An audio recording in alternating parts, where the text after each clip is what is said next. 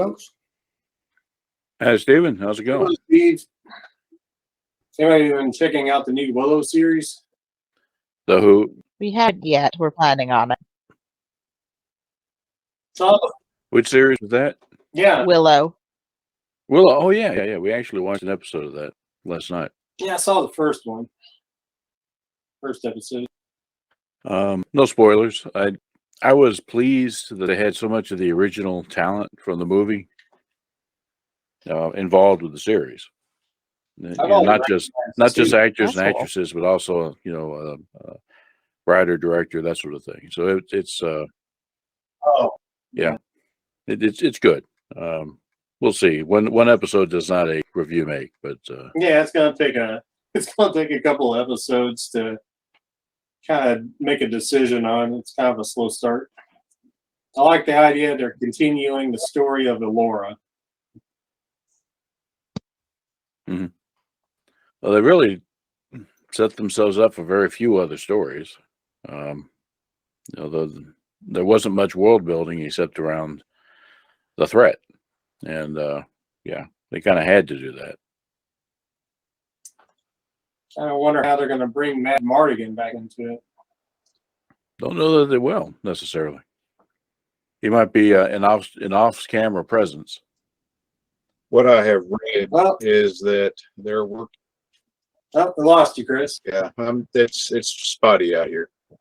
He's supposed to be in season 2. That's what I've heard. Probably going to digitize his voice again somehow. They have overcome that with deep faking for season 2, but they didn't have it ready for season 1. I guess we need to get used to that deep faking for this and that. Yeah, I hate what happened to old Val having throat cancer and all. Well, we haven't heard from you in a while there, David. What else is going on? I'm really just working on rebuilding these 2 computers, workstation, and getting parts. And I'm going ahead and rebuilding my entertainment computer because this video card drivers suck. So I took advantage of a Christmas special and got one of those 9600 XFS cards with the water block on it for about 800, and kind of handle it that way. And hopefully it'll be more stable. The 5700 was like a wild science experiment. You constantly have to tune it for every game you play, it seems. Keep it from crashing. And so you had a little Jacob's ladder on the top of your machine. The lightning thing's going. You got the door open out here? Yeah, I got people on. Sorry, had a visit. RLTG. Let's see. Oh, yeah. Yeah, Mom's got a new vehicle. She drives a Chevy Equinox now. With all the fixings on it. Oh, nice. So in Equinox, is that one of the big ones, or it's like bigger? It's a $36,000 vehicle. Well, I mean, not cost, but size of the vehicle. Is it like an SUV or? Oh yeah, it's SUV, really good trunk space, I guess you could say. So really nice to grocery shop in. Okay, cool. I'm really just at a standstill because I'm going to be spending the next 2 months paying off Christmas. I bought us a new Christmas tree. The Christmas tree costs 2 months to pay off? No, Christmas in general, like $50. Okay. So. I was going to be impressed, when you go to Canada or something and chop it down yourself, or. Yeah. The tree was $200. It was a Dunhill fir fake tree. It's supposed to have 500 lights. So the lights come pre-installed on this tree? Yeah. Okay. That takes some of the fun out of it, but also is safer, I suppose. I remember that old tradition when we did such things is assembling the tree. It was this just this wooden pole with metal things you stick in the pole, and then it kind of simulates a branch. And then you spend hours untangling the Christmas lights that you improperly stored the previous Christmas. And then hours decorating the tree with such lights and the tinsel and the ornaments. the breaking of ornaments, the wringing of hands, all of that. Good Christmas stuff. Yeah, now it's folding down the branches and spending hours spreading out the branches to make them look natural. Something. And howdy enough, how it goes? Not bad here. I was just very impressed with Logan's new level of Zen to be able to levitate in the air like that. I know. It's amazing. I thought he was just sitting on the Energizer over there. No, it's what they did in the old Star Wars movie. He's actually sitting on something, but they just like put Vaseline to cover it up, like they did with the land speeders. That's a joke. Mm-hmm.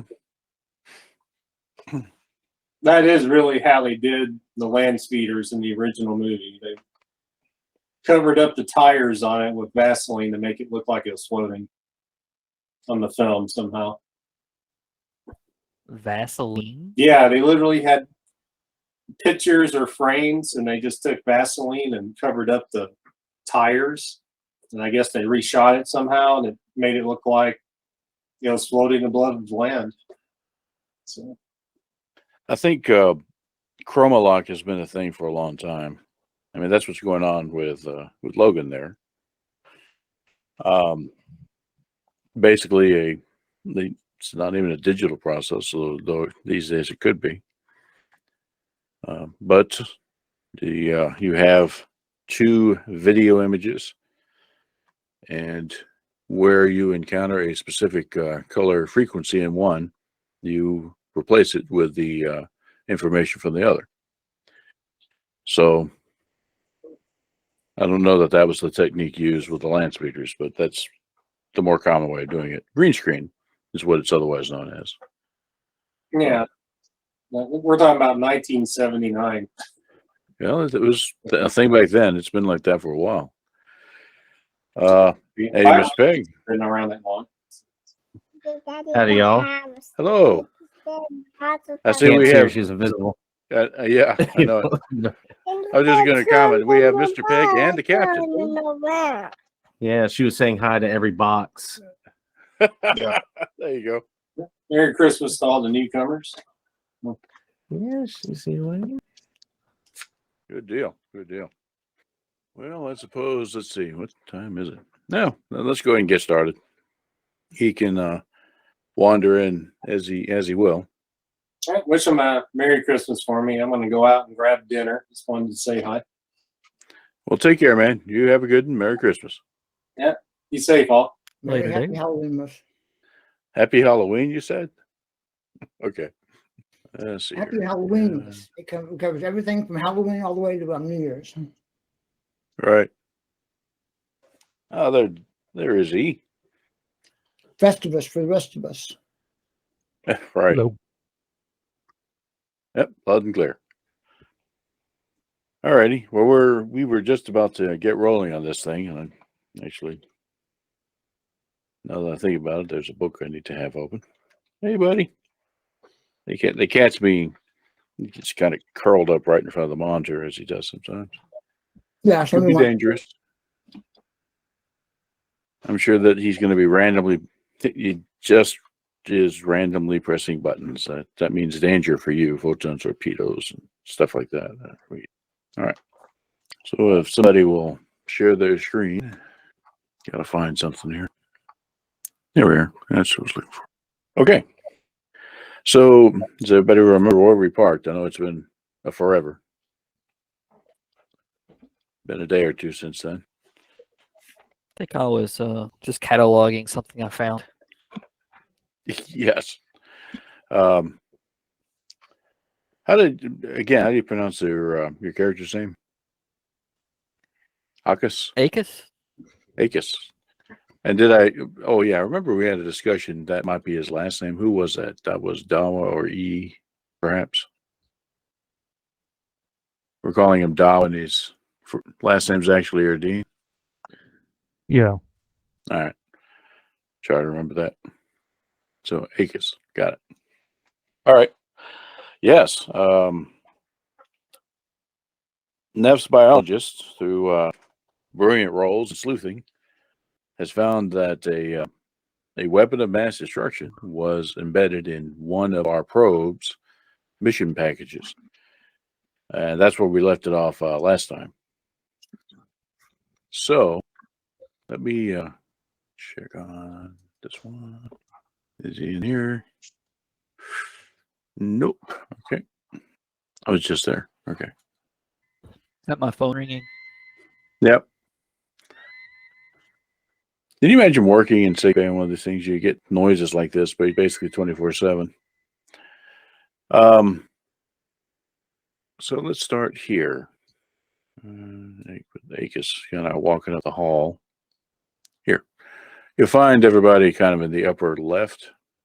You have a briefing room meeting going on, talking about what we know about the situation as it stands. So you're getting a briefing from Quinn there about the Klingon ship that you're about to face off with. You think the two Jock Bird of Prey? I wish I'd spelled that right. Basically, a match for the Carson. The two significant edges that she has tactically are the cloaking device, which, given current technology, is much less effective than it once was earlier in the war. And photon torpedoes, probably the most devastating weapons that she can bear. You definitely don't want to be on the bad end of those if you can help it. The computer record goes on to identify who we think, based on Starfleet's intelligence assessment, is the current captain. That would be the Klingon equivalent of a lieutenant commander, Gorn, not a Gorn, not a Gorgon, but that's just the pronunciation of the thing. He has been the captain for at least the past year, and that would include most of the time that the peace has been in effect. The one significant thing on his record that we are aware of is that he's actually the son of a disgraced house, and the Starfleet's intelligence assessment is that he has something to prove as a result of that. So, do you have any other questions of the record that you have of the captain, crew, and the ship that you are presumably facing off of against today? Did you say how many crew? You said he's from a straight pass. That's right. Again, it's Quinn that's doing all the computer research on this and pulling it up. So I'm just short-circuiting a bit. So what you find is that his uncle, who was the head of his house, refused to participate in an operation. Actually, refused a direct order from one of his commanders. And Starfleet intelligence thinks, interestingly, that operation was the suicide mission that destroyed Starbase 19. I didn't say why the uncle refused that order. Just that he did, and as a result, the house has been in disfavor ever since. Interesting. That means he's prone to be reckless. We could try and use that to our advantage. Draw him out of cloaking, at least. Yeah, the advantages of good intelligence, for sure. So, what's the status of the Tom Brace on their loading right now? At the time that you're having this briefing, they're still 2 hours out. They're an hour into that 3-hour window. So you have time to prepare still. But by now, the orders that you gave earlier on preparations have been done. You've got the probes ready to go. They're still on board. But you have a set of 5 probes that can be launched immediately. And the ship is essentially at preparations for going to yellow alert. Crew at their stations, but the ship's power level is not altered in order not to raise the suspicions of Klingons who are no doubt watching. Well, I kind of leave the floor open. It's like, if anyone has any better ideas, I'm all ears right now. And we'll say it's about that time that this gentleman shows up, carrying something. Hey, you guys won't believe what I found. Well, you will believe it because I found it and I logged it. So here's the proof. So, Gonzalez, you recognize this guy. Well, Belmont, you're going to get to the point where you know every face and every name, but it's only been a few weeks. But you do quickly come to know that this fellow is a specialist biologist in the science department, and he doesn't really, have a right to be carrying around a mission package for a probe, which he sets on the table. So proceed, Neff. Check this out. I don't remember how to describe it. So basically, you just need kind of show you've got a pad and a tricorder, right? And so you just showed it to Gonzalez, the science officer, and Gonzalez, who I don't see Buddha-like anymore, but I assume is still there. Usually. You're handed a scan of this weapon. I mean, not weapon, a mission package that indicates that it is in fact a disguised weapon of mass destruction. It's a biomimetic charge that you don't have to roll for it. Based on what you see, is entirely capable of destroying all life within a large area on a planet, say a continent. Devastating weapon. Okay. And what the hell is it doing here? So I look at Akis and go, where exactly did you find this? 2 floors down? Yeah, he gives you locations. So cargo bay near main engineering, where these probe mission packages are stored.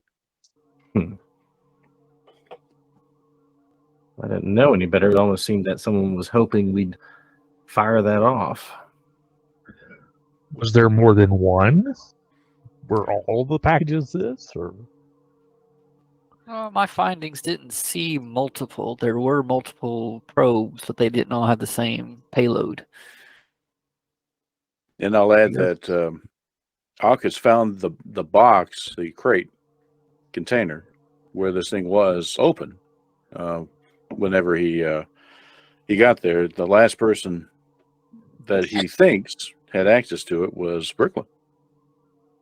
You're sitting right there, Bricklin, and you're going, oh, that container? Because you were the one to go get those weapons, not the weapons, mission packages, as ordered by the captain. I mean, I didn't go through and deep scan every one of them. I took them at their words. Maybe order to check them out. That sounds like a very good idea. Yeah, so. And unload the probe we have loaded right now and double check Yeah, that's what I'm those as well. saying. Diagnostic on every one of them right quick. Okay, so those orders are passed down the pipe, and crew begin doing that. Yeah, here's what you look for. Right, and Akis gives some tips. Do we have a manifest for that container as well? Who handed it off? Who signed for it? Yep, sure do. The manifest indicates, you can bring it up immediately, right? Because it's just a computer record.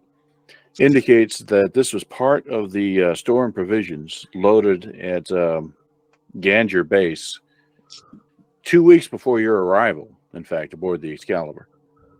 It was brought in by a civilian transport, actually. And it indicates the name of the transport and the captain. You might... Can we get a picture of that, Captain? Bare necessity. Yeah. I'll throw the name out. Bianca. Definitely send a report. Is the device armed? Is it inactive? What do we know? Besides that, it's just a nuke. You're going to have to do some more analysis. Clearly, it's not trigger happy because Akis has been carrying it all over the ship. But you don't know if there is an active device in there waiting to go off. or under what circumstances it might. You'll need the engineers to poke around in there, understand the trigger mechanism. Well, let's go ahead and do a little scanning.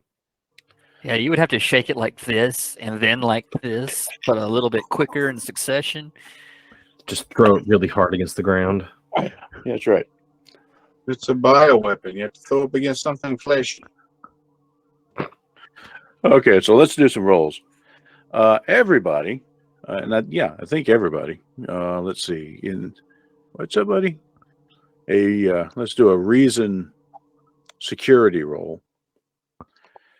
Bricklin, we'll want to hear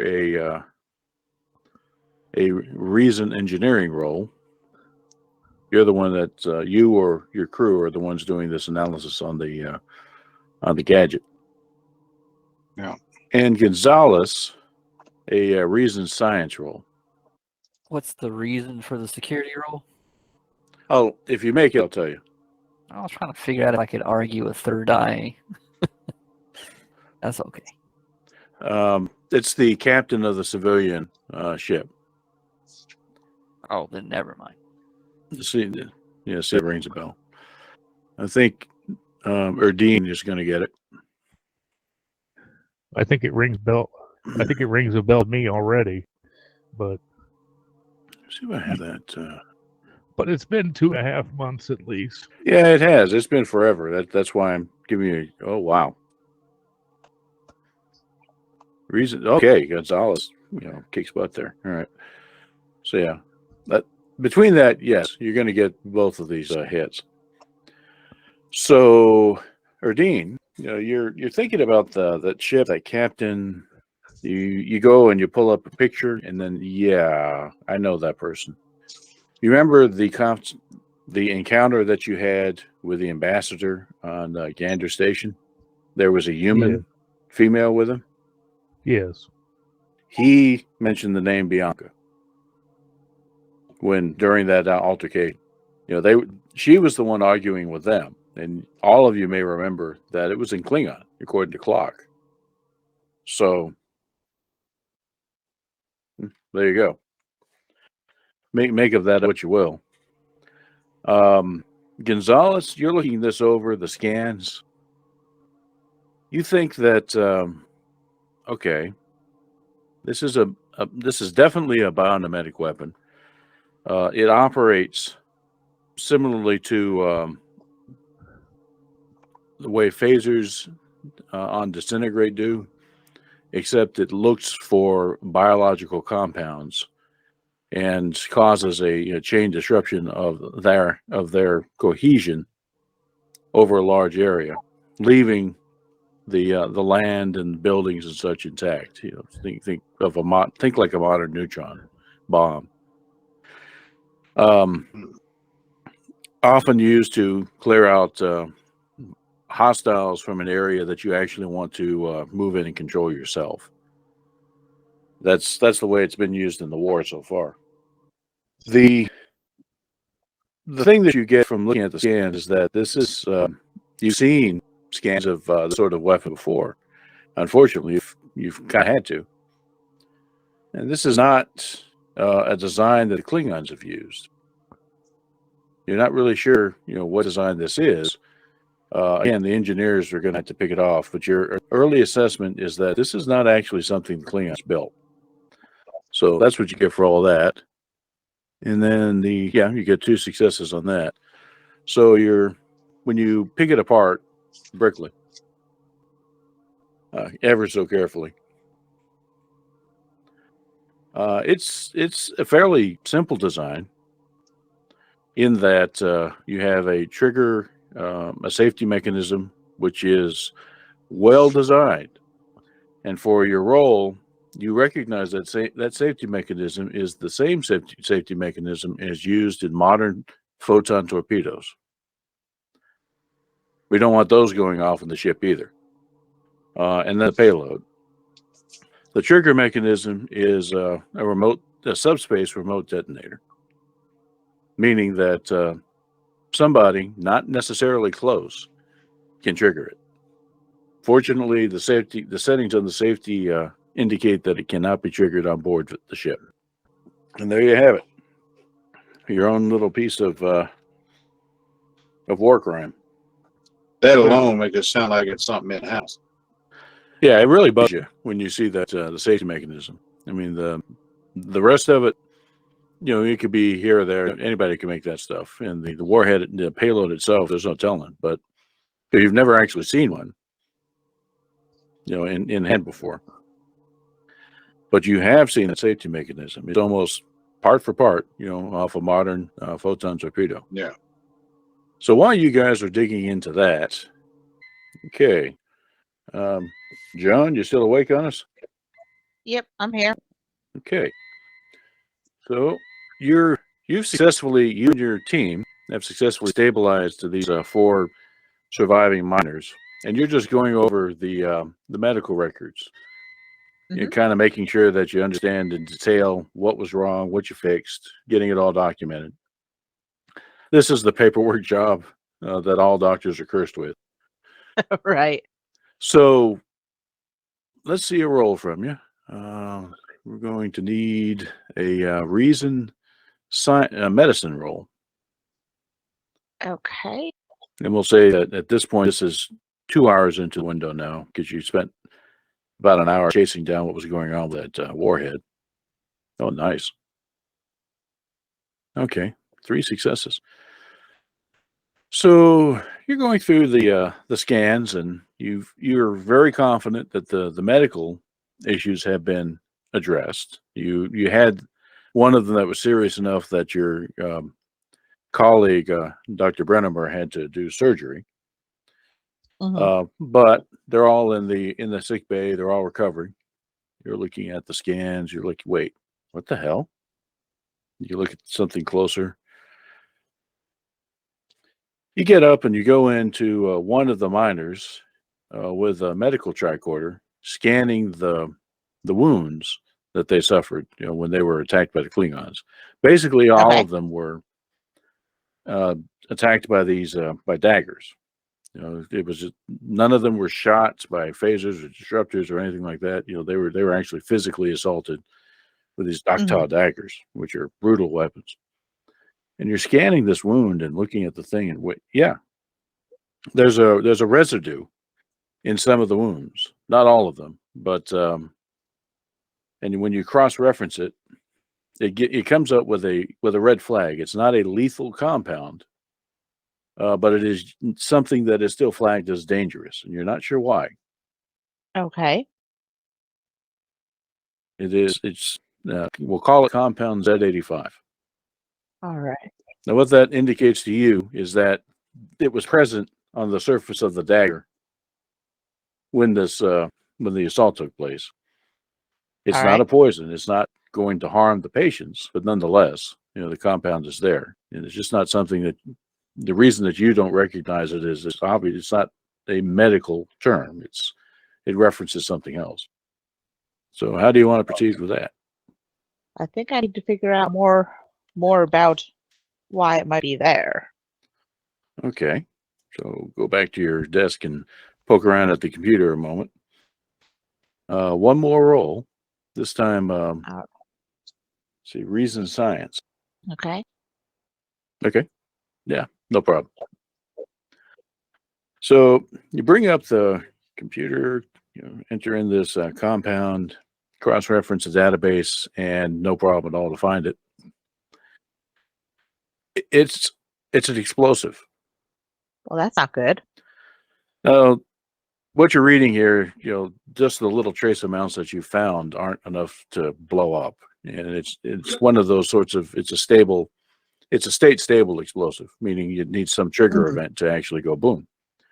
But it is an explosive, and a quite powerful one too.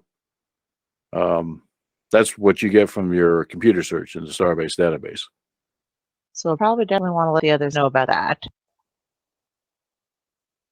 All right. Hang on there. What are you doing?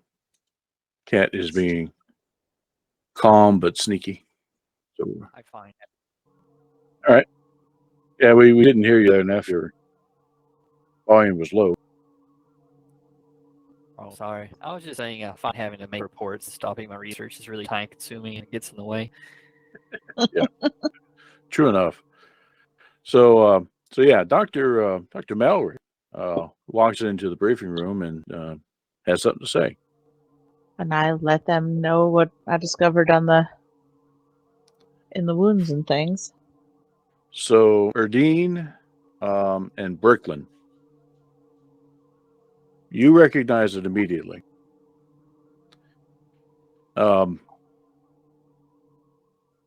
This, not even going to need to roll it. It's just part of your part of the specialty. It is used in heavy industry. It is used in mining applications, but to your knowledge, the mining that takes place on Plexstone is not the place for that sort of thing. You know, they're using heavy core laser mining. They're not blowing things up to get the rocks. And it's also not made by the Federation. It's not made by the Klingons. It's something the Orion Syndicate creates. They have a nice little arrangement with a industrial world that they have enslaved. Yeah, usually if it's sideways, that's where it's coming from. And then Erdine will give you a reason security roll to get a little bit more. Yeah, no, that's what you get. Orion's mining and heavy industry, but as far as Brooklyn, you're concerned, this explosive had no use on the planet below. They weren't doing that sort of mining. So Mallory, what she can tell you is that what probably happened here is the residue came off of the blade and accumulated kind of at the surface, the epidermis, as it was essentially wiped off by the tissue when the daggers went in. And the number of wounds indicates that probably, and patients involved, her best guess is that it was one dagger wielded by an individual rather than all of the daggers that were involved. So one of the Klingons was playing with explosives. Yep. Sabotage. Now, didn't the person in charge of this operation claim that there had been some sort of strange occurrences happening? It was a chitin moral. Yep. He swears up and down that it's because of the fatigue of placed on by Starfleet's demands on his crew. But yeah, he's had numerous equipment failures that have resulted in casualties over the past several weeks. When you say casualties, do you mean fatalities or injuries? Yeah, Yeah. both. The latest incident involved 4 miners killed by a laser rig exploding.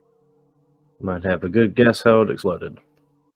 Might very well mean that the rig that we were at has been rigged to explode.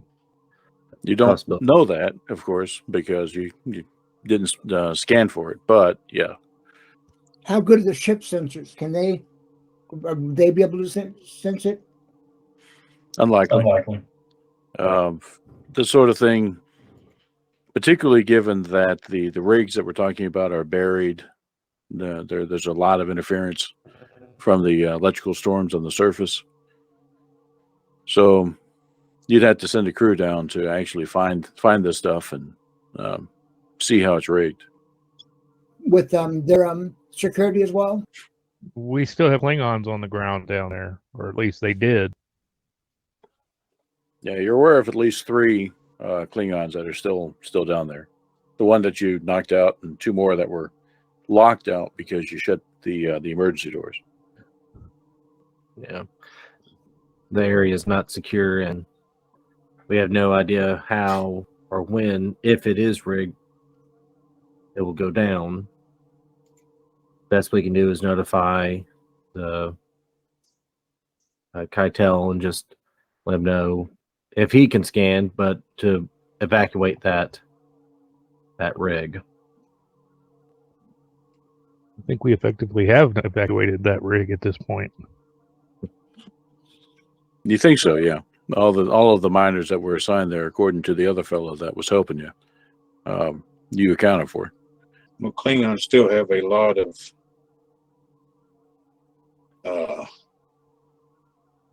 commerce with the Orion, so it wouldn't surprise me if it's transacted among them. No, but we would need something concrete, truly prove it was them. For now, let's do and deal with what we do know. We need to scan this device a little bit more, keep tabs on that Klingon ship. Let's scan our prisoner for traces of the residue. Okay. I mean, we disarmed him and everything, but And yeah, you do indeed have a prisoner. You know, that officer that Dawa was doing the old Kirk fight with, with the torn shirt and everything. Let me check the buffer. It may have cleaned it. I'll check it. Okay. So let's get a control engineering from you, Bricklin. And Dr. Melry. Let me find my thing here. Control medicine. Control medicine, okay. Yeah, you're essentially giving that the Klingon a physical examination. He's still out, but he's not terribly. He has been injured. You could revive him if asked to. Do you think that's safe? Okay. Let's see. Blah. No, you don't see traces of it on him, nor do you see evidence that the transporter filtered it out as a dangerous substance. Okay. So while you guys are thinking along those lines, let's visit, let's see here, Clock on the Bridge. And rather than shift the map. So you're calling up Captain Marl at the refinery below. And Marl's pretty agitated.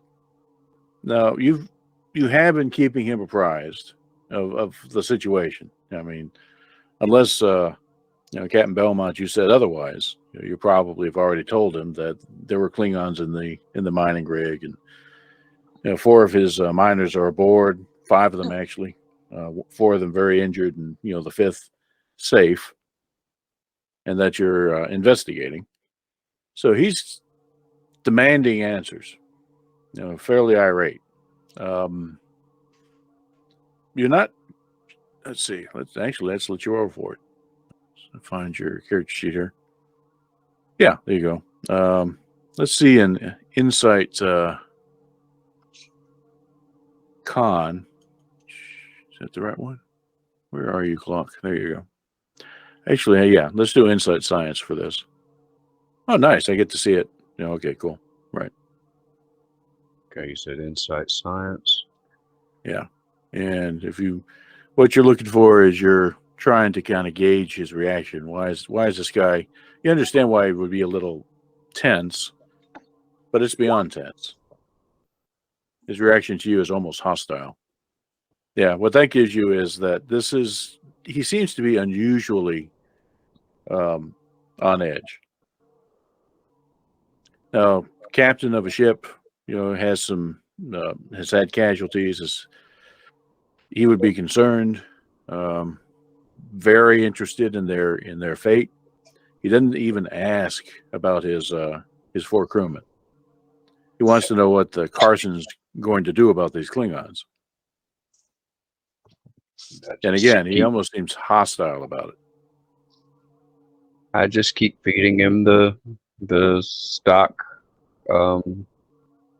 even voiced answer, which is basically, I'll tell you when the captain tells me. Redirect him to tech support, right? Yeah. Yes. Yeah, exactly. Okay. Hey, let me direct your call to someone who can help. Click. Wait, not you again. I'm patching him over to ACUS. Right. That would be plant support. So you've had this encounter with this fellow, this individual. So how do you want to proceed on it? I mean, Basically, all you got is that impression that I gave you. He's remarkably unconcerned about his own people, but he does seem to be hostile about the situation. Expecting more out of Starfleet. yeah. I put him on the nice little hold music so he gets to hear about how his call is important to us. And then I go wherever up the food chain things go from me and report it up. Just kind of the whole hunch and this isn't how things normally go. This is not how we expect things to go. So, Captain, you hear about that conversation that Clock just had? Interesting. Never known a captain or a foreman that didn't care about people that he knew was hurt. He's not much Especially- for captain otherwise, yeah. As much as what he says has been happening, he's not at all concerned. It's certainly not giving me the impression that he's concerned. He's more concerned about what the rest of the people, what will happen to the rest of his people if the Klingons decloak and start making a mess down there. And that's flimsy, but Well, I tell Clock, reassure him we're monitoring the situation, that we will keep him informed of any new information that we get a hold of, and that we are well aware of the threat to his station, and that we will do everything in our power as members of Starfleet to help him and his people, yada, yada, yada, just at All that of our- point. All of our security personnel are currently helping other prisoners. Tell him there's a queue. Hello, sir. There's 4 other people in front of him. Yes. Hello, sir. Give him Your a callback planet is number. important to us. Please stand by while we ignore it. Message 45. Your dialer is no longer in the calling area. Our captain is helping other Klingon-infested planets. You are important to us. Please Okay, hold. the refinery's open fire on you now. Never mind. Okay, that was Throwing good. rocks, That was good. Yeah, they're throwing rocks. So, So far from the truth. Yeah, reassure him. But then I kind of point. It's like, someone They got look a up. real, I want one of those. Someone look up Kite and Marl. Just see if there's anything suspicious. There we go. So, Clock, you had that the joyous conversation thus described. Your call is important to us. Yeah, I'm talking in a circle. You're talking in a circle. Marl puts up with it for a little while, but then wanders off in a huff. Just breaks the connection. But you keep him occupied for a good solid 10 minutes. Doing that. So let's see here, Erdine. In terms of investigating this guy, also let's see. Actually, I think it would be Quinn. Yeah. So Quinn, let's get a research security role. You've got your computer skill, as I recall. But who was it that had the computer skill? Okay. So that adds a die. And then Erdine is kind of helping out there. So Erdine, you can do a same thing. It's not computer. It's technical expertise. When using the computer, I get to re-roll a die. You're using a computer. Huh? So go for it. Okay. Was that reason science? Yeah. How do you re-roll a die? You got it. You would only want to re-roll it if you had failed one of those successes, and you're fine. Okay. So this is you guys using the computer to research this fellow. All right. So here's what you get.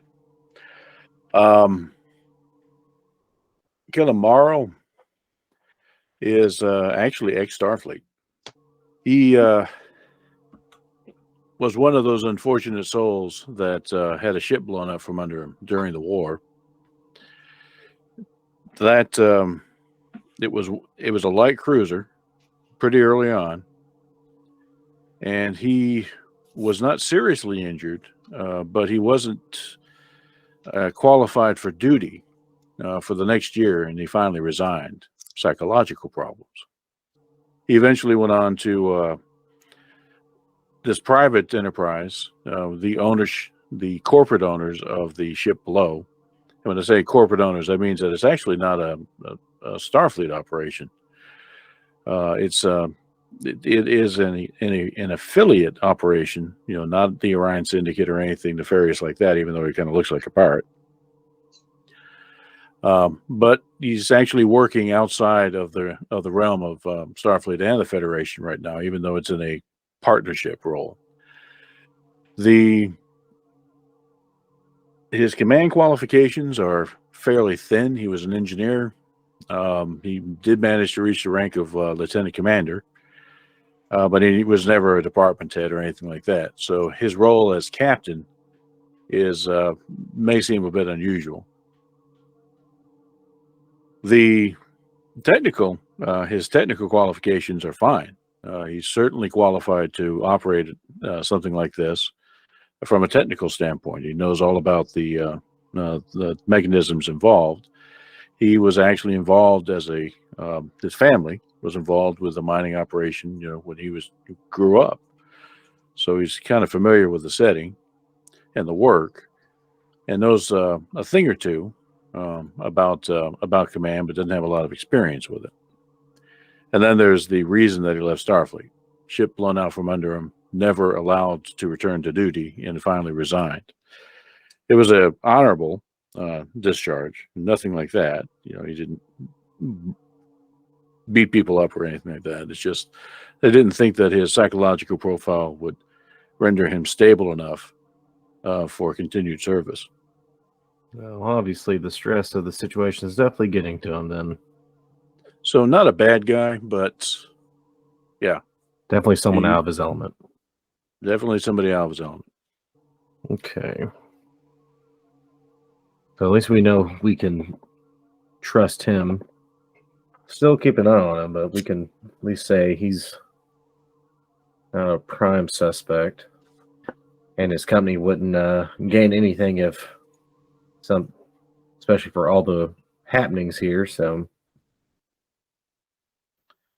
yeah, this refinery is a major investment for them. It's a huge ship, mobile refinery. So yeah, they do not want it to come to harm at all. Okay. So let's interrogate our prisoner in the meantime while we're scanning stuff. See what they can tell us, and prep a sweep team based on the intel we get. We likely won't get anything out of him. The Klingons are notoriously difficult to interrogate. I'm not sure why I decided to grab him and bring him back, but Well, seemed like a good idea at the time. Any chance to possibly get information is important, but we can always, gladly give him back. Shame him for being captured. All right. So let's see. Who else wants to be involved with this, with the interrogation? Quinwell, Belmont will go oversee. All righty. the Empress is the supervisor, if anything. I think I need to be there. And I've been over there. I want to sneak into the medical bay and take some skin samples. right. Should be interesting to have some skin samples that have embedded explosives in them. See how it combines. All right. So that looks like our group. And everybody else kind of wanders back to their duty stations. Okay, so Belmont, Erdine, and Quinn, I believe I heard. Yes. Okay, ZZ heads back to the bridge, Brickland to engineering, and Dr. Melry back to your station. AUKUS is slowly walking in to do unspeakable things to scanning the miners. So, all right.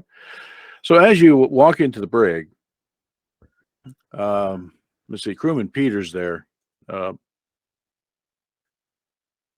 It's a duty thing. He doesn't stand up, or he acknowledges you, but his job is to watch this guy.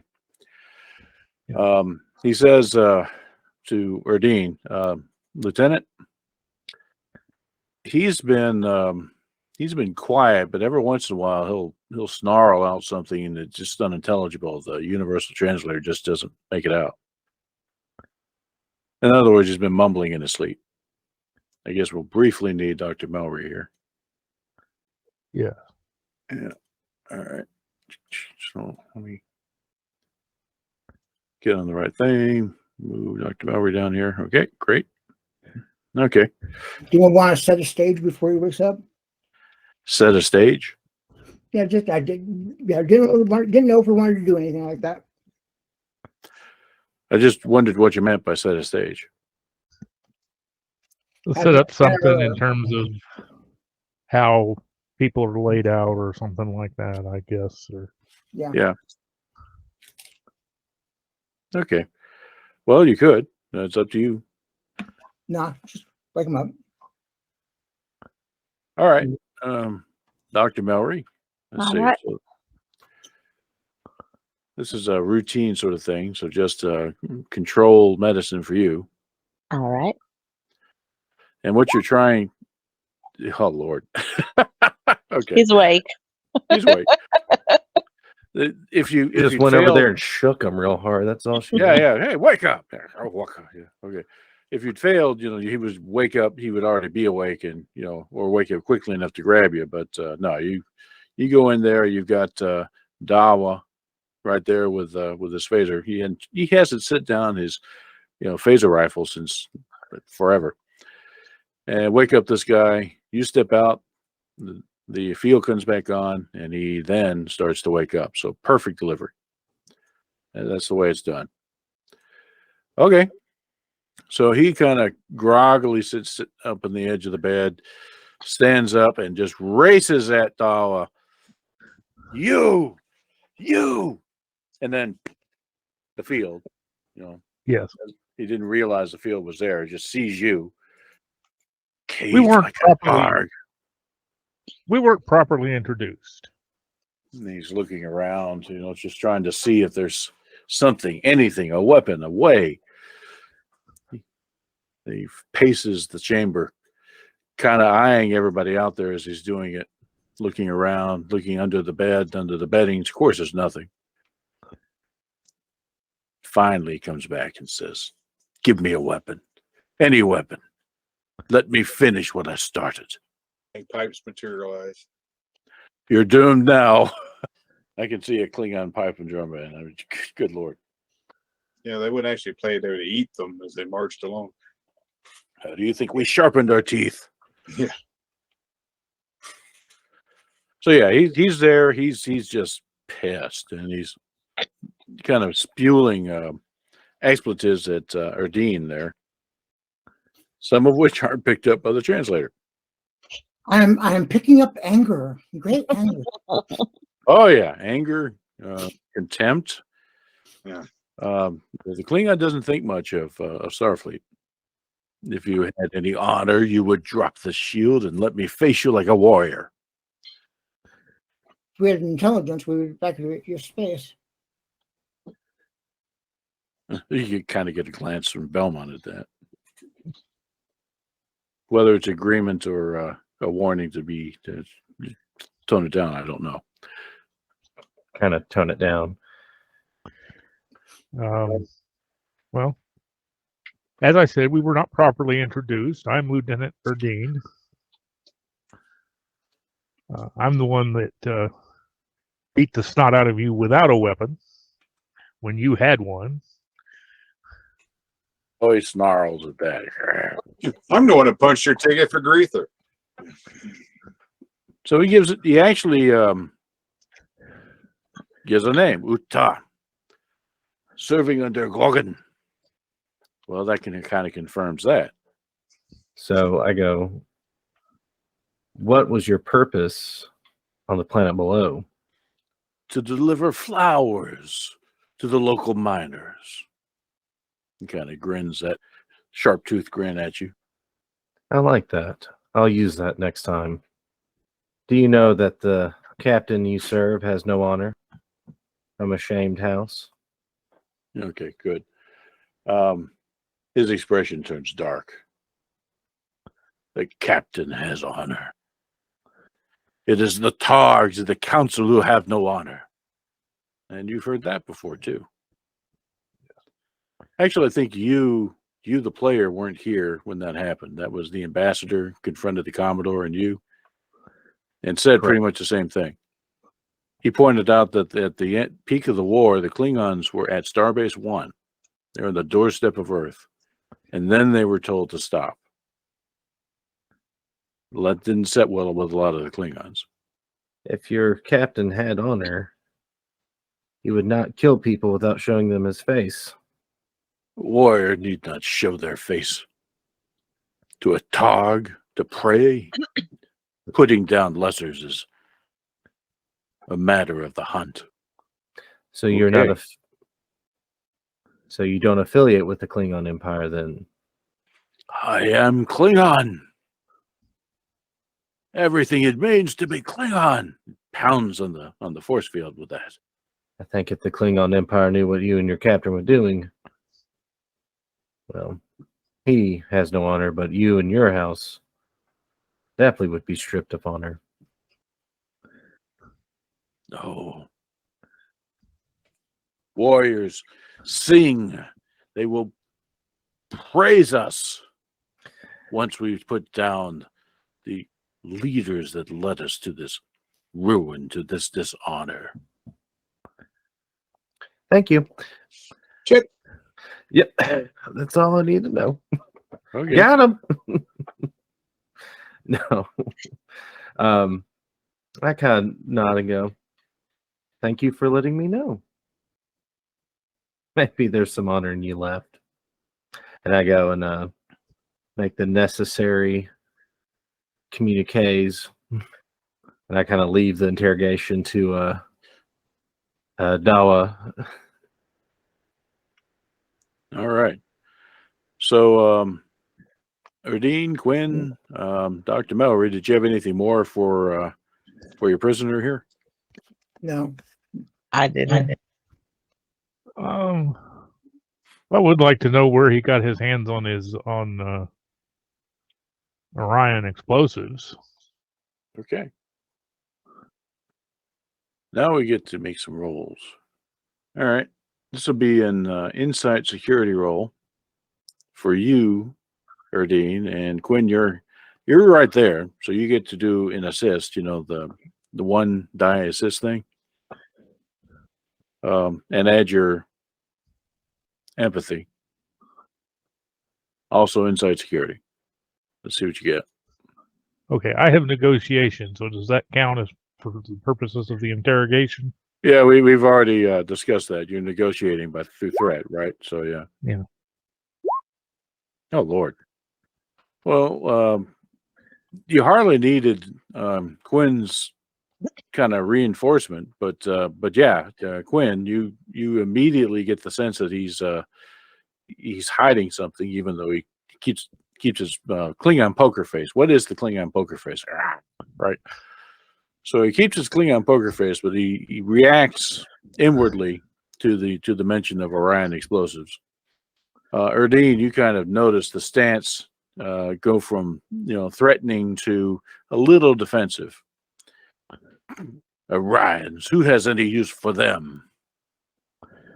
You said You we do, apparently. disarmed him. Has anyone checked his weapon yet to see if there was any traces of that on it? Not yet. Maybe we should do that. And you actually turn. You could make it the dramatic case. You turn to the Cat. I can't see the name. You turn to Peters. Thank you. And say, would you produce this man's weapon? Yes, ma'am. And so he brings the weapon out and sets it there on the table. And you go over there with your tricorder. Yep. Traces of it. Mm-hmm. Cat. You did, apparently. So the officer, seeing that and seeing that he's been exposed, does a kind of pathetic feigning ignorance. I don't know what you're talking about. And he clearly does, Quinn. Of course you don't. I mean, why would you want to maintain? Say, why would you, returning the glory of the Empire, would you want to maintain plausible deniability by using non-Klingon explosives? There's nothing more to say to you, human. Unless you give me a weapon, then we will have much to talk about. Now, you pretty much nailed him on evidence. Yes. You know, there's a saying I heard a long time ago. It's a human saying. It's a question and answer type thing. Maybe you should learn from it one of these days. The question is, what's a warrior without a weapon? And the answer is a warrior still. Apparently not a Klingon. That pisses him off pretty good. And he roars and rushes at the field. Of course, doesn't get anywhere. Boom, boom, boom. I will have my time with you. I will kill you. I will hang you. And yeah. He goes through the whole spiel. He's really pissed. I think we're done here. Yeah. He's not going to tell us what he's not going to tell us what dishonorable things he was up to with these explosives. So, but the chain of ownership is clearly there. His dagger. He's from that ship. He said as much. Who his captain was. So there you go. Enjoy your stay. And yeah, you hear him screaming as you walk out. You kind of pity the two security crewmen that are stuck in there with him, but that's their job. Okay.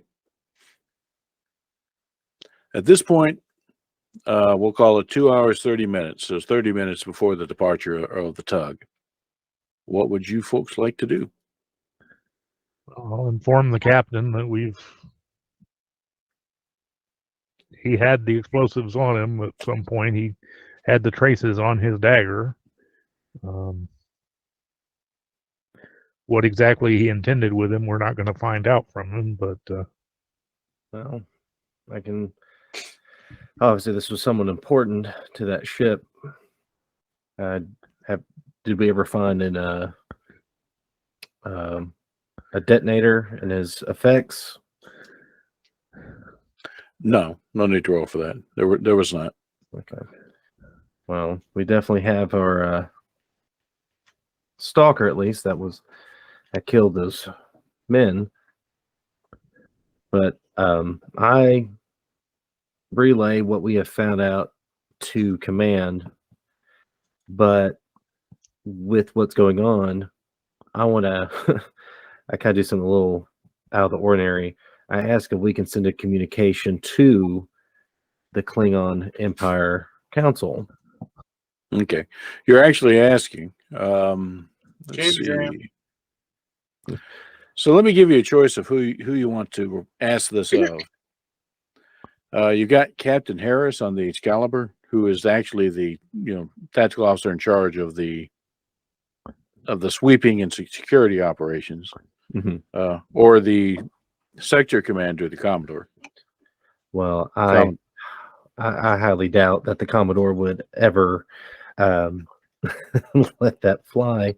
I'm thinking Captain Harris will be.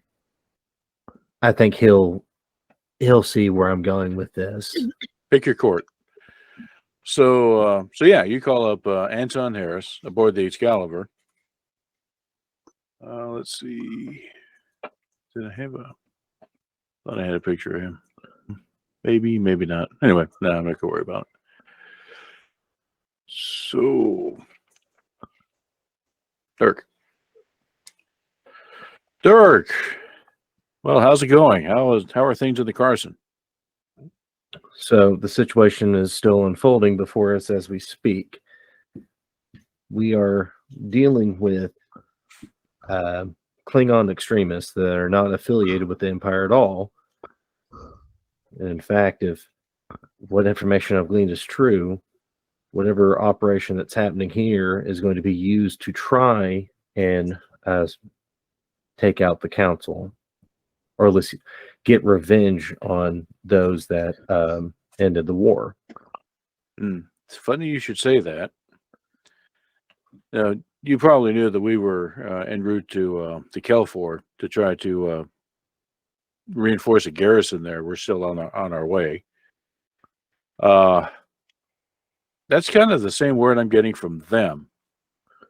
That as they're capturing Klingons that are still involved in the fighting that won't surrender, they seem to have some idea about a coup. But I hadn't had any indication until you that it was went all the way to the top, or even very much further than just being pissed off at local events. Correct. Well, we just kind of got the information ourselves through a Klingon prisoner we captured who was involved with the sabotage of the mining platform here, as well as killing crewmen, and he let it slip about his captain's intentions. Understood. Is this something we're easily several days away? I think the closest ship is the Sadat. It's one of the destroyers. But she's even at maximum warp. It would take 2 days to reinforce you. What's your situation? Well, several things, but a possible sabotage of the platform at Blackstone 1, which we still don't know what the purpose of it is. The Klingons have been sabotaging equipment, but it may be they're going to try and take out the Tom Brace, as well as the fact that we have found evidence of other attempts of sabotage or planting evidence to try and justify further aggression. Understood. The question, though, still remains: is what, in the short term, is their target? Is it the refinery? Is it the Brace? Is it something else? An attack on Federation assets doesn't seem to do much to forward their cause against the council, if it were really that were their intention. I'm thinking we don't have all the answers yet, but my thinking is a possible attack on the refinery or attack on the new starbase. This new starbase is a tempting target, definitely a rallying attack to prove that someone has merit as a warrior. For a Klingon, that's a pretty big deal and could get them probably in front of the council with several secondaries backing their claim. That's a good thought. This captain we're dealing with, he's from a dishonored family. We found out that his uncle refused to coordinate the attack that took out the original starbase. His family has been shunned, but they hold a grievance against the council for stopping the war. They still have that old mentality that humanity and those allied with us are pests. So they're definitely not following the Klingon code anymore. These are definitely extremists or outlaws. I think their plan is to take out the council in glorious fashion, take over, and start the war anew. But in order to begin to do that, they have to to build momentum. They have to earn a name for themselves. And taking out the starbase definitely would give them momentum. So taking out a refinery, that's Marauder level stuff. Piracy. Taking out the starbase, several ships, including a Commodore, and an ambassador of the current council. That's definitely a rallying cry for sure. I think you're onto something.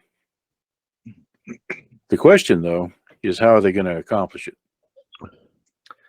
That I think we have found on accident.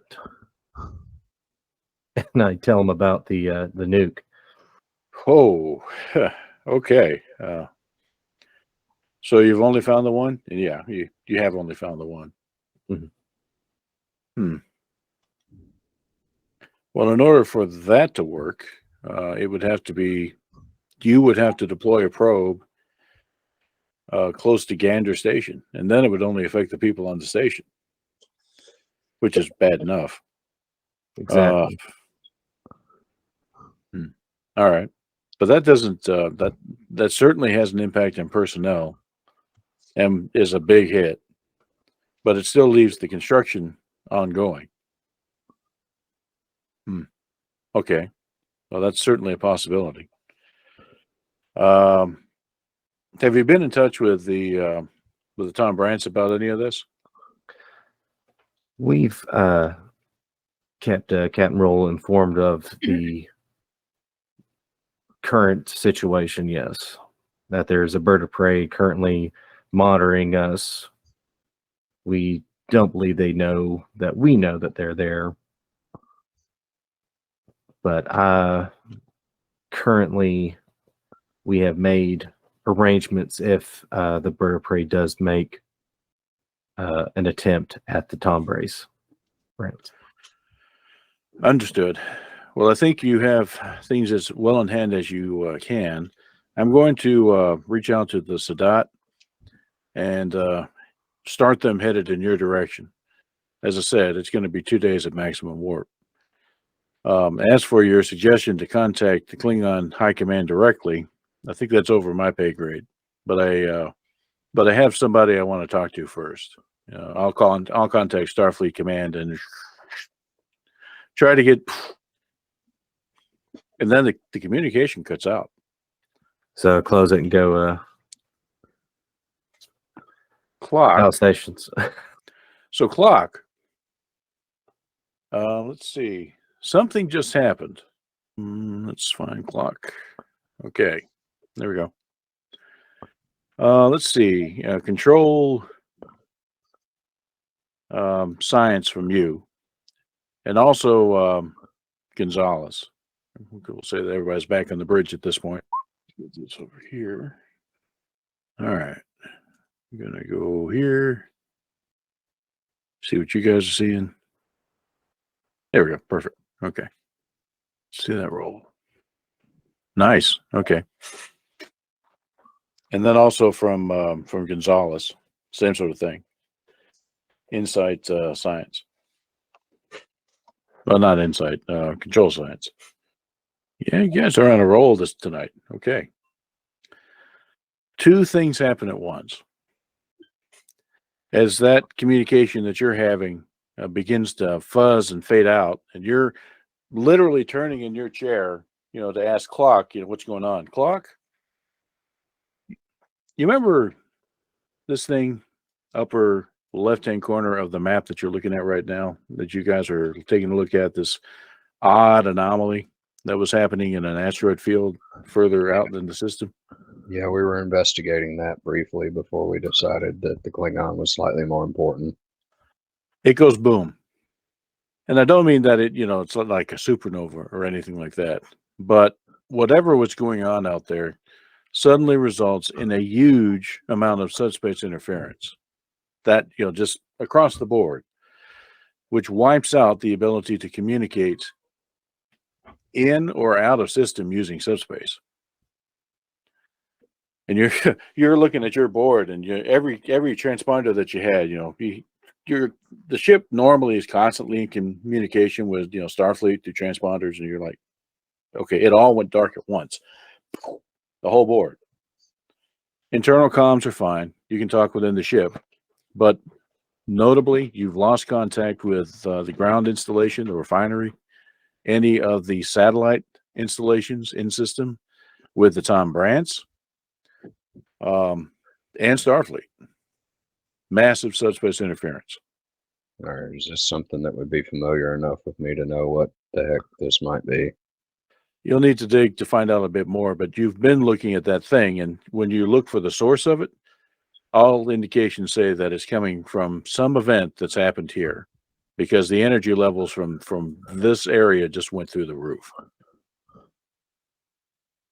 Second, Gonzalez. So Gonzalez, you notice the same thing, but you also notice something else. There's an odd energy signature that your sensors are picking up from the Tom Brands. It began a few seconds before the subspace interference began. Move the Carson. Back her up. Okay, you were basically very close to the Brands. You were just kind of escorting her, right? So yeah, you order, get our distance. Let's see. One more control science roll from Gonzalez, because y'all are in a what the hell's going on sort of mode right now. Okay, that's good enough. Gonzalez,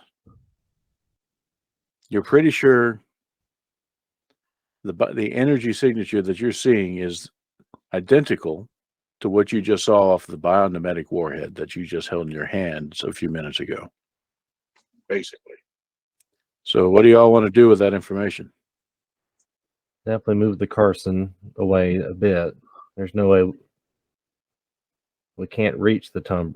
Can we? We can't communicate. So You can't communicate, but that doesn't stop transporters. That doesn't stop. You could fire at them. Try to get their attention. Stuff like that. we'll try and lock on to life forms. See if we can't try and teleport. So you don't have to roll for it, Gonzalez, but you've been paying a lot of attention to the brands, trying to figure out what this energy signature is. There are no life forms aboard. All life signs are gone. And it do what it's supposed to do.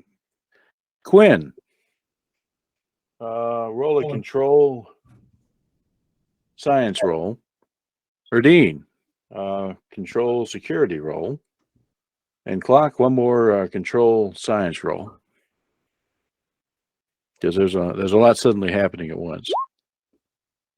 Did you ever roll for Gonzalez there? I lost you. Not that time. He's found what he needed to find. Okay. Okay, Erdine. Yeah, all right. As I say, things that start happening quick. Erdine, the Bird of Prey is decloaking. We have a target. There you go. Clean Open whip. fire. I assume we we needed to get it as it was decloaking, so I assume we had it pre-set up that we were going to fire at it when it uncloaked. Correct. Yes. Okay, so you Fire go ahead one. and- this is going to be first fire of the game. Hold on, I have to celebrate.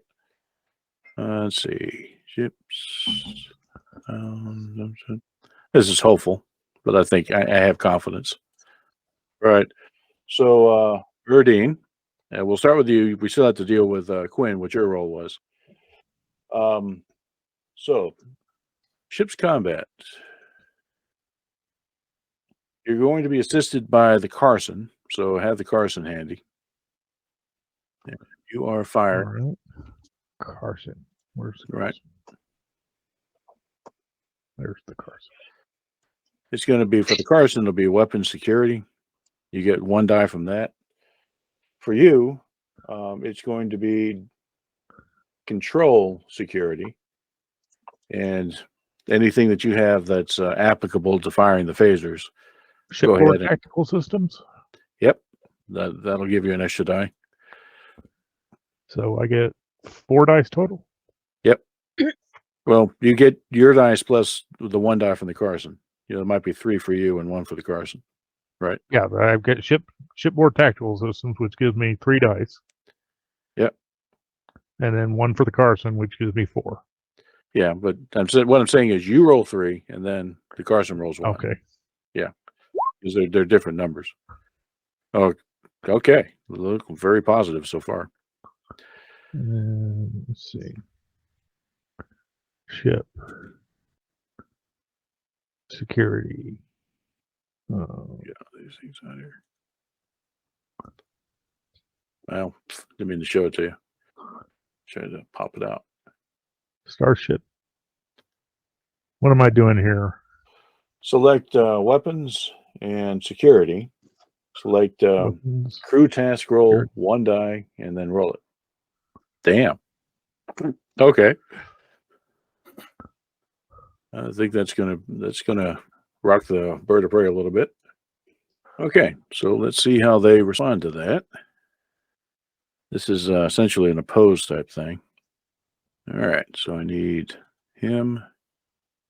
I've got to pop out a whole bunch of character sheets. All right, security 2, 1 there. Okay. So you get a good hit. The Carson has phasers. You'll see that there's phaser banks. Just click the damage roll and see what you get. 2, 3, 4, 5, 6, 7.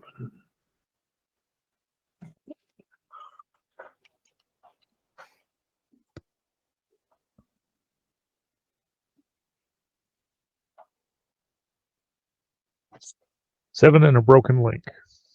Yep. All right. So their shields were down at that time. Sucks to be them. And let me find where is this silly thing? So that's 1, 2 breaches. All right. Let's just make it easy on me. Why don't you, Erdine, roll 1d6 2 times? Okay. So that was solid hits to their engines and sensors.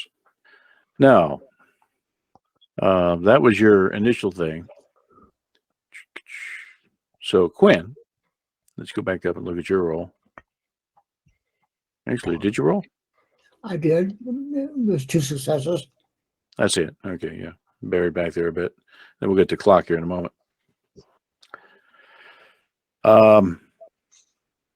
You're seeing this happen. You also had standing orders to launch the probes that you had set up. Right. So those get launched. We'll say that you have 2 of them out there. The other 2 needed to be beamed out there, so we'll say it takes the next, essentially, the round. And let me find something suitably probe-like. Yeah, okay, that works. Just consider these like you've got 2 of them out there. And then you can, what do you want those to do? All of these have electronics warfare packages. One of them wants to go in and play tag, and the other one to leapfrog. Okay, define tag and leapfrog.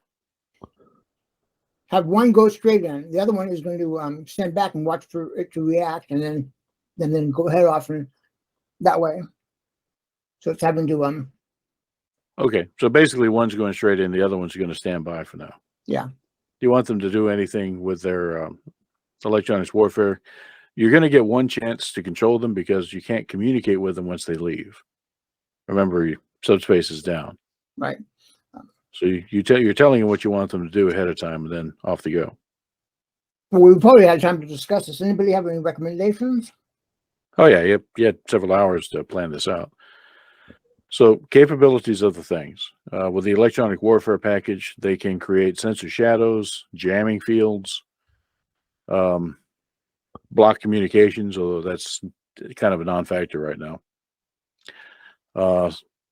They can create decoys, basically project a sensor that resembles the Carson. So those are the general capabilities of the electronic warfare package. I would say we'd want everything we could to make it more difficult for them to fire on us. So that would be selective sensor jamming and decoy. Yes, Okay, so that would be my suggestion. so with that knowledge, how do you program these guys, Quinn? Stick them out there between us. Again, one to go in to chase them, to make them react. Okay, and what's it doing while it's doing that? Is what I'm trying to get to. Is it doing sensor jamming? Is it doing decoy? Is it doing any of the other capabilities it can do, or is it just chasing it around? Let's do the jamming on that one, and then decoy on the one that's farther out. Cool, got it. Okay, that makes sense. All right, so let's see if we have like a jam. That's not jam, but hey, it kind of looks like a bottle of jam being pushed over. Let's see what this one we can do with this one. And we'll just call this don't have a mirror effect, but yeah. Okay.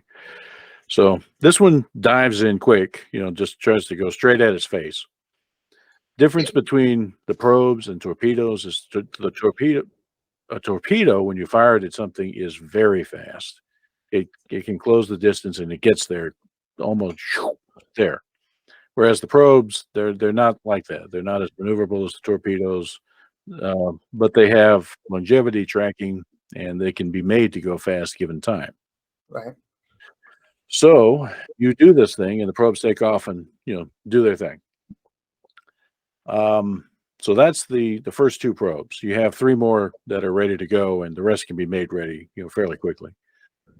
All right, Clock, you did a roll there, and you're looking at this thing over here.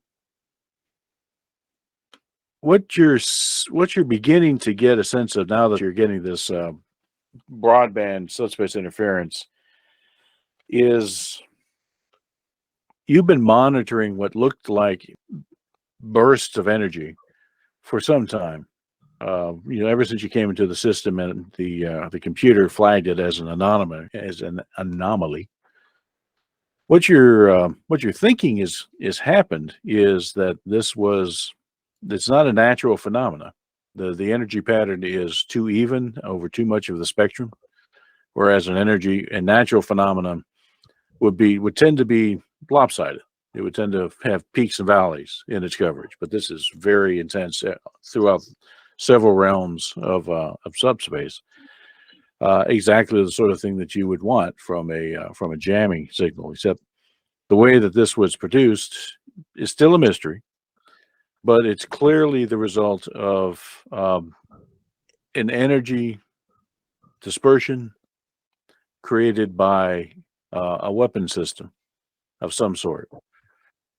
Phasers, what have you. That should send up an alarm bell. That means that somebody needed to be there to trigger this. That means that there may be a second ship. Yeah, definitely pass that along. All right. Seems And important. then, that seems important. And then let's get a roll from Gonzalez. Now, by the way, when you fired your phaser, let's talk power. So the Carson has 9 power units, and every time you do certain things, it takes away one of those power units. It kind of limits how much you can do over time. The only way to get the power units back is through Bricklin. Bricklin's job as the engineer is to, as needed, roll to restore power to critical systems or divert it from this or that.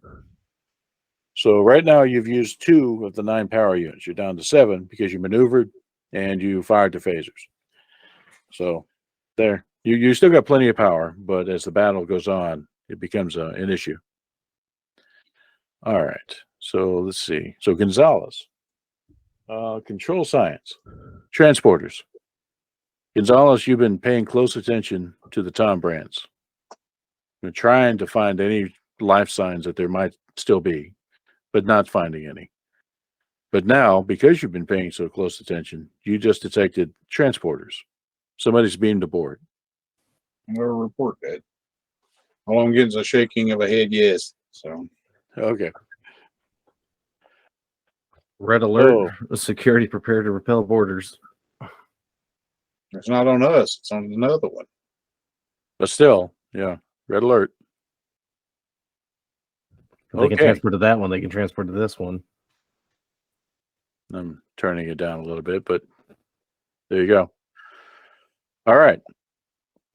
So what's next? The Bird of Prey had that moment of weakness, and you took advantage of it. You've launched your probes. You got a good shot off, and for all intents and purposes, what you think has happened is she beamed a boarding party aboard with the Tom Brands. What do you want to do now? We can always nuke that crew. We can't let Starfleet ship fall in the Klingon hands. Yeah, If we can disable it, disable it. I don't know if we got enough people to try to skeleton crew it and take it ourselves. I'm not saying take it back, but we have to do what we can to prevent them from taking it.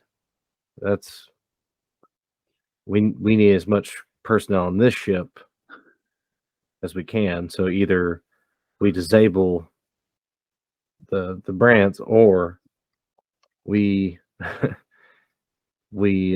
arm that nuke and we teleport it over and take out that boarding team. If we can confirm it's Klingon. So that conversation's happening. That would be a Gonzalez role again. Yeah, control, science, and let's see what Gonzalez thinks. It is. Those are Klingon life signs. There are only 12 of them. All right. Well, we can arm that device and trigger it ourselves. I'd say that's the best way to take out that boarding party. Can I walk onto the boarding party and beam them to the brig or something? Our brig's not that big. No, that's a Yeah. lot of power. That's a lot of power as well. Well, think of it in these terms. It's a race against time, because this is a boarding party. They know they have two major objectives. They need to get the shields up as quickly as possible in order to prevent exactly the sort of things you're contemplating. And they need to capture the ship and take control of it, engineering of the bridge. Now, they're not going to be opposed, but it's still going to take time for them to move from wherever they beamed in to get to positions where they can do those things. So, race against time. Meanwhile, though, you've got a Bird of Prey, and it's turning too. It's going to maneuver and engage you. So Yes, we'd have to drop our shields. We'd have to. We don't have enough room in the brig for them, and I'm going to pull a number out of the thin air here. But I'd imagine something along the lines of General Order 57. Might I remind the captain, General Order 57 specifically prohibits Federation vessels from using weapons such as this biomimetic warhead. Which is true enough. Starfleet definitely frowns on weapons of mass destruction. I know the protocol, but if you got a better idea to stop that ship from leaving this engagement, because that's probably what they're going to use to take out the starbase. So if you got a better idea, I'm all ears. Where if you can disable it, disable it. But I only know of one good solution to stop a boarding party from taking that ship away and doing it with God knows what they're planning on doing with it. So let's see. A crew will not be held responsible for the actions of a captain. So those of you on the bridge, go ahead and roll. Let's see. Reason security. Just 2, and let's see what you get. Okay. So Locke, Belmont. I'm gonna re-roll all die. All right. And Quinn. And oh, yeah. All right. Well, let's give it to the doctor for those three. So, Doc, you're listening to this back and forth. You're actually not on the bridge, but you're listening to what's going on up there. That's part of your thing. You need to kind of know when to expect the casualties in sickbay. And you're reminded of that story about the tactical uses of probes. This was actually something the captain had contemplated while dealing with the Klingon, is ramming one of the probes into an asteroid nearby this bird of prey. But he just didn't have a precise enough location to do so. Unlike the Tom Brants, which you know exactly where she is. Joan? Yeah, I'm gonna relay that information. So there's that.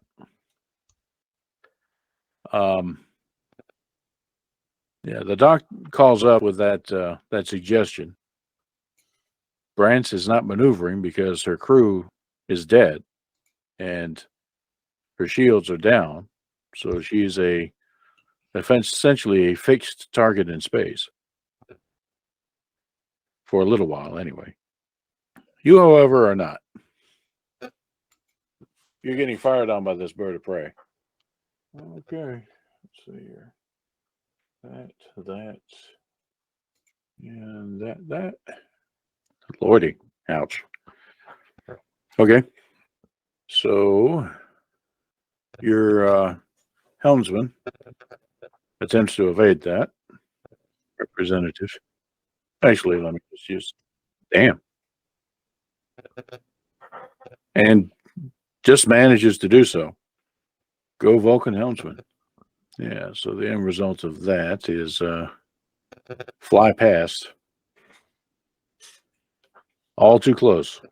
But now it's on. So what's next for you guys? Doc's got a criminal mind, but she's not wrong. I mean, ramming speed's not a bad tactical, not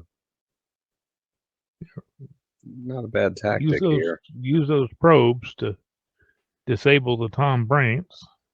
She just wants to see Klingon bodies floating. Klingon popsicles? Yeah, disabling the grants, I believe, is probably our top priority. All right. So Cap, what's your move? You got 3 more probes on the field. You can tell Quinn how to program them. The other 2 are out of your hands right now. And you got your phasers and the ability to maneuver the ship. Sorry, I got my cat stepping on my keyboard. Totally understand.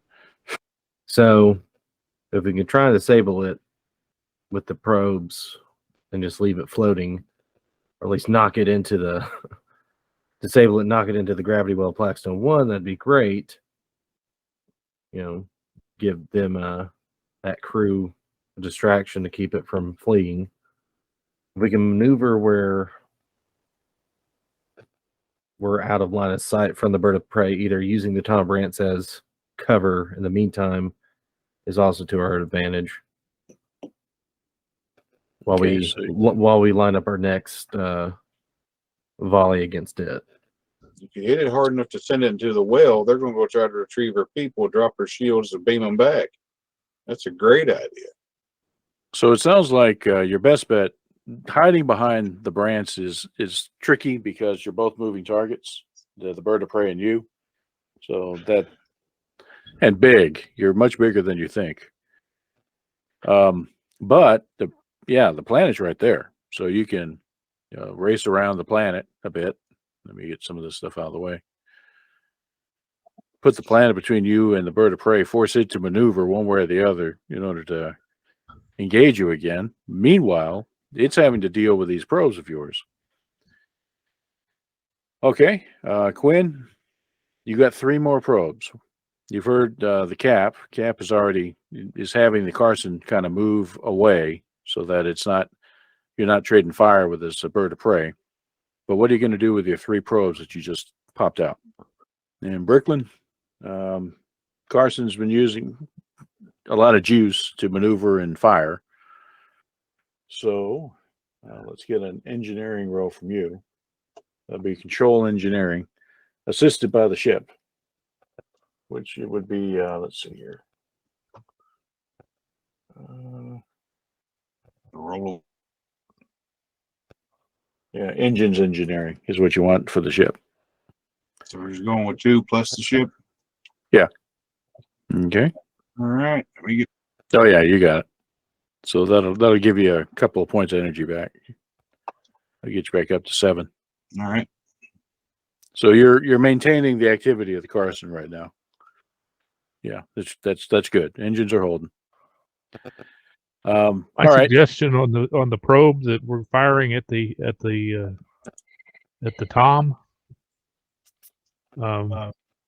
Since they are all these ECM probes anyway, set it up as a decoy probe so it looks like the Carson on the sensors.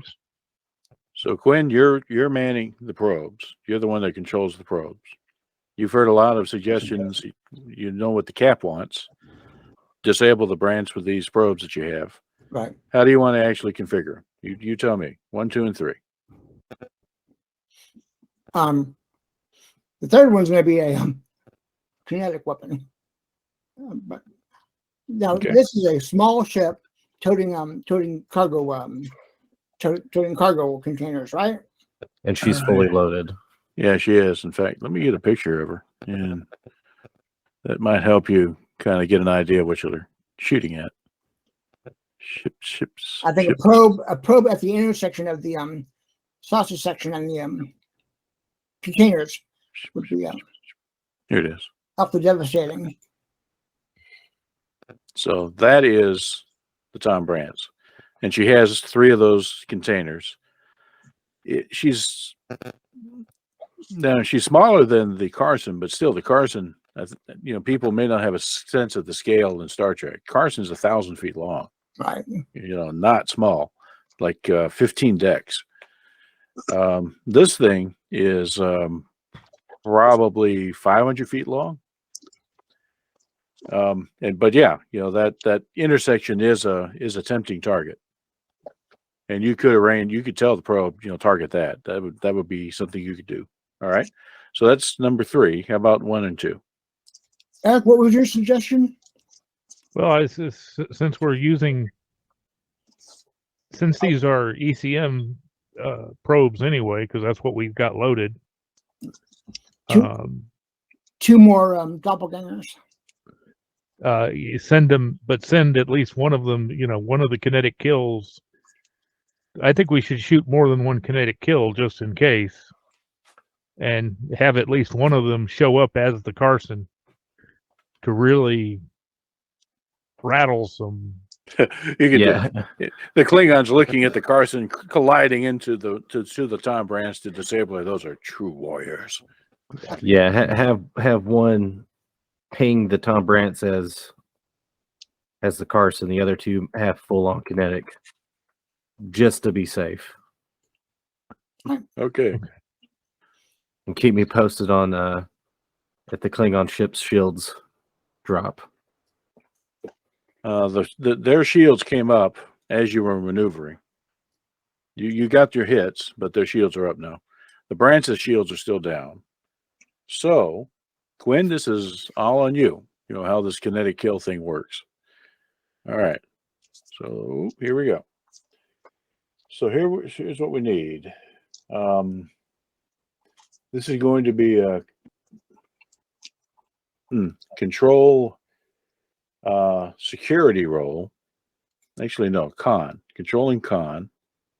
And we'll say that the ship is going to assist you. We'll call it computers and security. So 2 dice on the task roll. Yeah, unless you have some focus that increases that. Now transporters, replicators, shows. Okay, and let's see the Carson. And I'll get the Carson up here. Where's the ship Carson character sheet? Should be the very top of the list. Ah, And, okay. I was scrolled down. Never mind. okay, you got it. Right. Yeah, I got it. And this is going to be a weapons what? Let's see. Computer security. You're not actually firing the Carson's weapons, but you're getting the Carson's computer system to help you program this thing. All right. And that's a Starship task roll? It is a crew task roll, Crew task roll. and you just get 1 die off of that. Oh, okay. Well, that 3 is what you needed. Okay. So here's what happens. The Carson kind of moves behind the planet.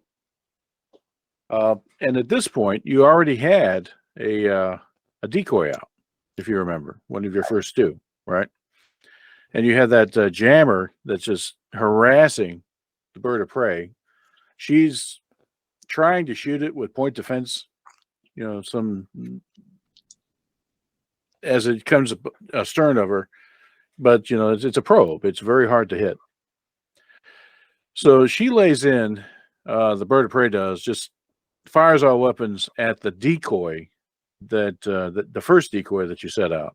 So you see that as you're moving away. Decoy is doing its job, and that decoy just goes away. So dead decoy, but it served its purpose. At that point, 3 more probes come into play, one of them being another decoy. In order to do this trick, they have to maneuver away, then turn around, and then come full impulse in, accelerating as they do. And because the Tom Brantz is not manned and has no attitude control whatsoever, you just needed to hit that target. Let's see, you had 2 of them were doing the kinetic kill thing. One of them being the decoy of the Carson. So yes, both of them hit. All right. Let's see here. You'll see that on the Carson I had put damage by the probes. Decoy or sensor jammer, they actually have a damage there. So roll your damage and roll that twice. This is on the Carson's character sheet. You kind of scroll down and be in the bottom right. There you go. Yikes. Okay. 1, 2, 3, 4, 5, 6, 7, 8, 9, 10, 11, 12, 13. Blah, blah, blah, blah. Yes. Okay. Those 2 hit, and something unexpected happens. We'll give Gonzalez a sensors roll, control science, to kind of figure it out. The first kinetic hits, it's not going near luminal speed. You haven't had chance. There's not enough time to set that up, but it's going fast enough that the first one is all it takes to sever the connection. It destroys that flange, that goes between the containers and the main ship, and you see the Brantz begin to tumble, and the containers begin to tumble away. Oh, perfect. The second one comes in and clips one of the containers, and there's this blinding flash of light. You actually have to, the view screen, which is not a window, but it's bright enough on the view screen that everybody's having to hold their hands up. And when it finally settles down a few seconds later, there is nothing left of the Brantz or the containers. Gonzalez, when you get back to your station, you're looking at that and says, okay, it looks like your best guess is that the impact of the second kinetic kill triggered what must have been these explosives that were hidden amongst the ore. That had it exploded near Gander Station would have been devastating. And that takes out 2 more of your probes. Okay. So what would you like to do now? At this point, you know that the Brantz is gone. You just saw her go boom. And 3 of your probes are down and have really done a good job so far. You're not sure what's going on the other side because you can't communicate with your probes right now. How would you like to proceed? What's up, Cap? Slingshot around, see what we find.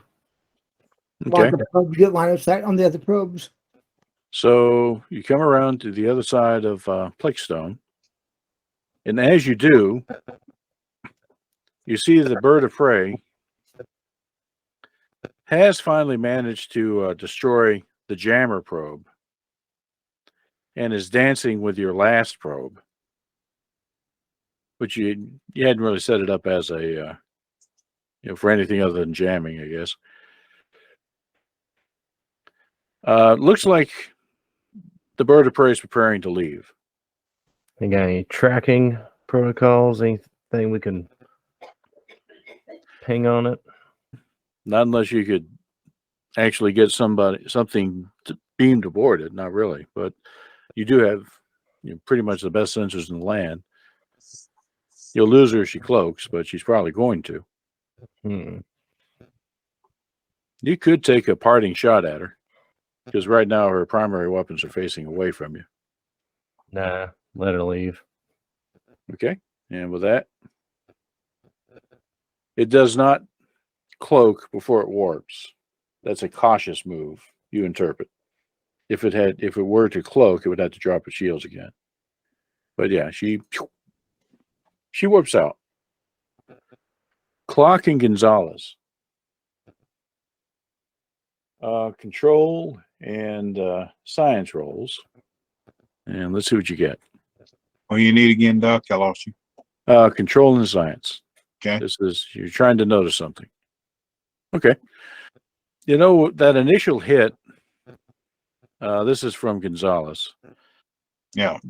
You got a good solid hit on that Bird of Prey, in the opening round, when you fired your phasers as she decloaked. And that hit impacted her engines. She's leaking plasma.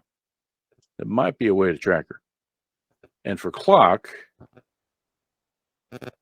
all you notice, you've been paying very close attention to this anomaly that's causing your systems to not work, trying to figure it out.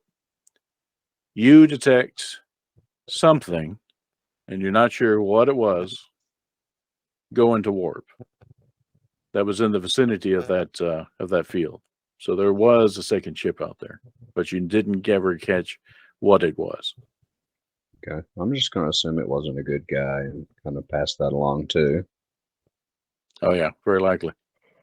And with that, the subspace interference doesn't go away. I mean, it's still very strong and in charge. And if you think about it, they would have to have created a situation where the interference would prevent communications with the Tom Brants the entire trip home. So it probably is a regional effect rather than just the system. It makes sense. Good news. You actually have one probe you can recover. Triumphant return home. Definitely recover it. Okay. So at the end, you faced off against a Bird of Prey, had a brief exchange of fire, was able to divert its attention long enough for you to kind of get out of the way, and foiled this plot that our Captain Gorgon had dreamed up to really make a big impression with somebody back home. As Chris will know what I'm saying. As we do in all of our Trek games, it's a conspiracy. And there you have it. We'll pause there. There we go. All right, cool. I liked how you guys used the probes. That was Yep. We just passed through the atmosphere. hey, that's right. I'm never here. So the plan is take off Christmas. Have a great Christmas, everybody. Yep. And if unless folks have other plans or objections, we can proceed with D&D New Year's Eve or not. It depends on what everybody wants to do. So, but Christmas, definitely. Christmas Eve, let's take a break. Yeah. All right. Be well, all. Good show. All right. Take All care. right. Thanks, Matt. Thanks, everybody. Yep. Have a good. Yes. Bye bye. There you go. Have a See ya. good night. Have a good night. All right.